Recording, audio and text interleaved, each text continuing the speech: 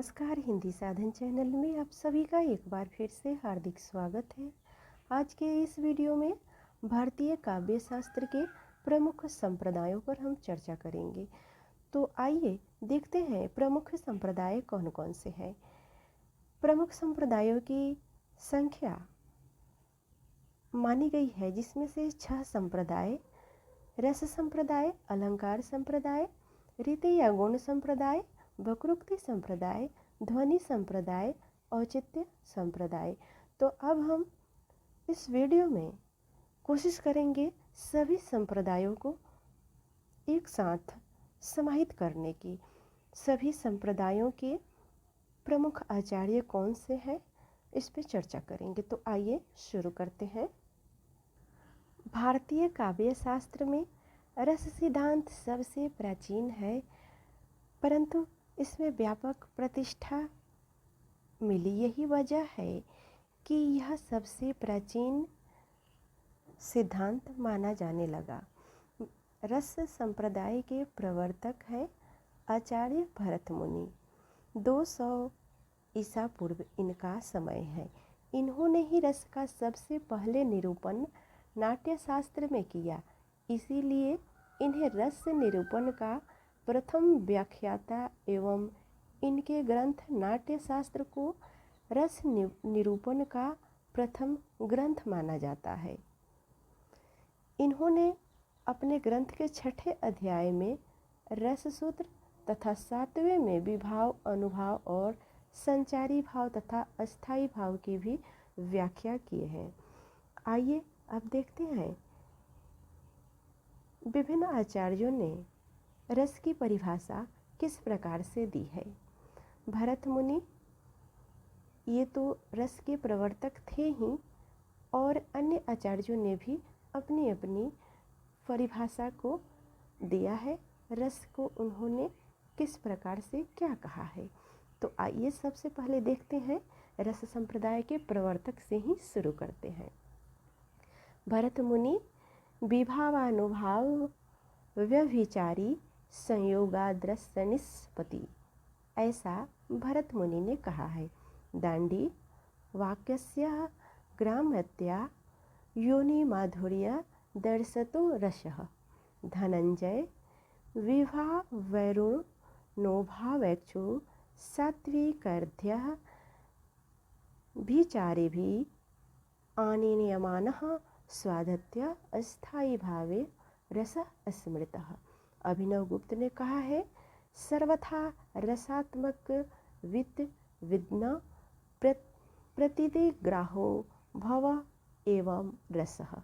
मम्मट ने कहा है, व्यक्तः सह तैर्विभावाद् अस्थायी भावो रसः स्मृतः। पंडित जगन्नाथ असत्रापि रस वैसः रसः होवायः लब्ध्वानंदी भवति। विश्वनाथ वाक्य रसात्मक काव्यम। और विश्वनाथ ने और भी परिभाषा दी है, जिसमें है विभावेना नुभावेन व्यक्तः संचारी तथा रसतामेति रत्यादि अस्थायी भाव सचेत सामः। विश्वनाथ आचार्य ने ही और जो परिभाषा दी है, सत्व द्रेका कादखंड स्वप्रकाश शांतानंद चिन्मयः वेदांतरः स्पर्श शून्य ब्रह्मस्वादः सहोदर लोकोत्तर चमत्कार प्राणः कौश्चित्य प्रमातृभिः स्वारकाद वद भिन्न वेनामस्य स्वापादते रसः। वामन ने कहा है, दीप्त रसत्वम क्रांति भोजराज रसाहि सुखदा स्वरूपा क्षेमेन्द्र औचित्य रस सिद्धांत स्थिरम काव्यस्य जीवितम। रामचंद्र गुणचंद्र ने कहा है, सुखदः खात्मकः रसः। अब हम चर्चा करेंगे अलंकार संप्रदाय पर। अलंकार संप्रदाय के प्रवर्तक आचार्य भामह है। भामह का समय है 6ठी सदी।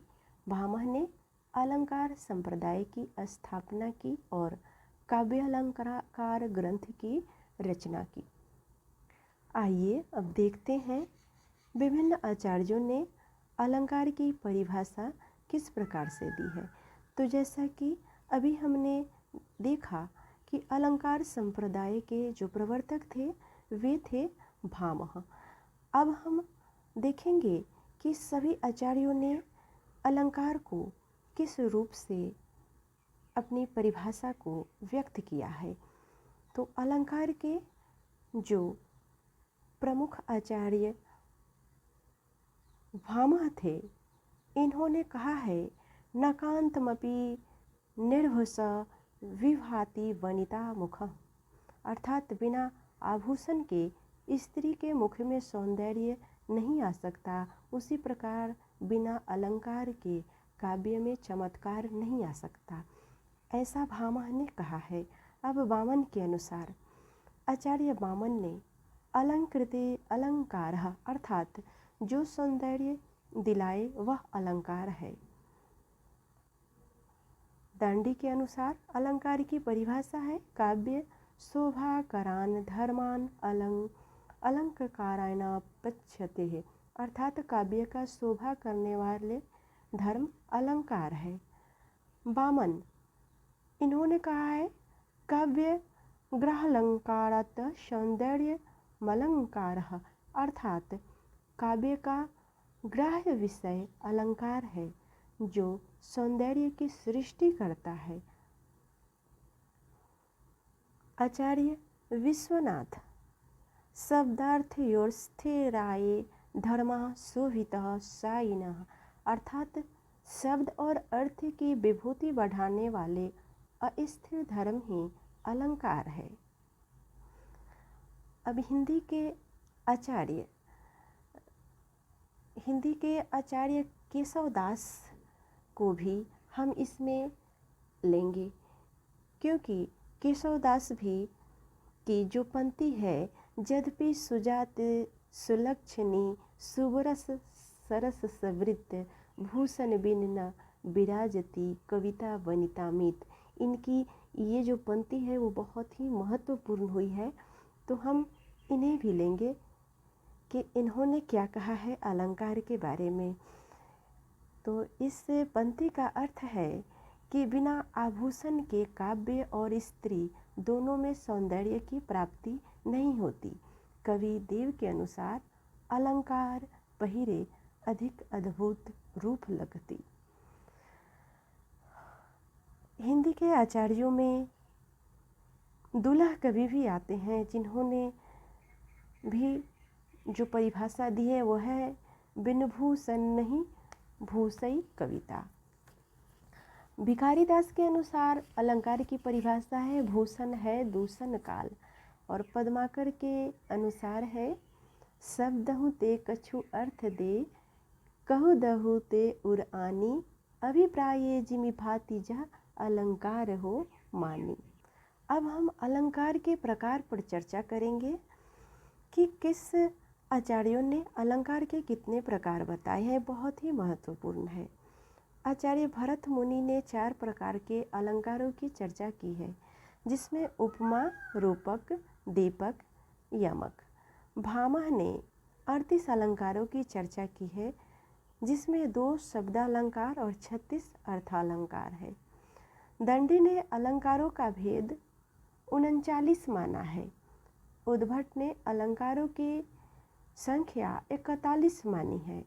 वामन ने अलंकारों की संख्या 32 मानी है और कुंतक ने अलंकारों की संख्या 20 मानी है। भोज ने अलंकारों की संख्या 72 मानी है, जिसमें से 24 शब्दालंकार, 24 अर्थालंकार और 24 ओव्यालंकार है। रुद्रट ने अलंकारों का वैज्ञानिक विवेचन करते हुए इन्हें 2 भागों में विभाजित किया, शब्दालंकार और अर्थालंकार। रीति संप्रदाय के प्रवर्तक आचार्य वामन है। इनका समय है 9वीं शताब्दी। इन्होंने रीति को काव्य की आत्मा माना है। आचार्य वामन ने यह घोषित किया है कि काव्य की आत्मा रीति है और उनके अनुसार पदों की विशिष्ट रचना की जाती है। अब हम देखते हैं अन्य विद्वानों ने रीति को क्या परिभाषा दी है रीति की। तो आचार्य वामन रीति के 3 भेद मानते हैं। पहला है वैदर्भी रीति, दूसरा है गौरी रीति, तीसरा है पंचाली रीति। आचार्य दांडी केवल 2 ही भेद मानते हैं, वे पंचाली का समर्थन नहीं करते हैं। दंडी ये रीति के स्थान पर मार्ग शब्द का प्रयोग करते हैं और परवर्ती आचार्यों ने रीति के 3 से भी अधिक भेद स्थापित किए। आचार्य विश्वनाथ रीति को काव्य का उपकारक मानते हैं और वक्रोक्ति के लेखक कुंतक रीति का खुलकर विरोध करते हैं। आचार्य मम्मट उनके समर्थन में आए और रीति को वृत्तियों से जोड़ने की बात उन्होंने की। राजशेखर ने रीति को काव्य का बाह्य तत्व बताया है। उनके अनुसार काव्य विनय संक्रमण रीति ये सब विद्वान हैं जिनके अपने अपने अलग अलग मध्य और विचारधाराएं हैं। तो आज के वीडियो में हमने प्रमुख संप्रदाय जिसमें से रस संप्रदाय, अलंकार संप्रदाय और रीति संप्रदाय को देखा। अब अगले वीडियो में हम ध्वनि, वक्रोक्ति और औचित्य संप्रदाय पर चर्चा करेंगे। तो मुझे उम्मीद है कि यह वीडियो आपको पसंद आई होगी। वीडियो देखने के लिए सभी को बहुत बहुत धन्यवाद।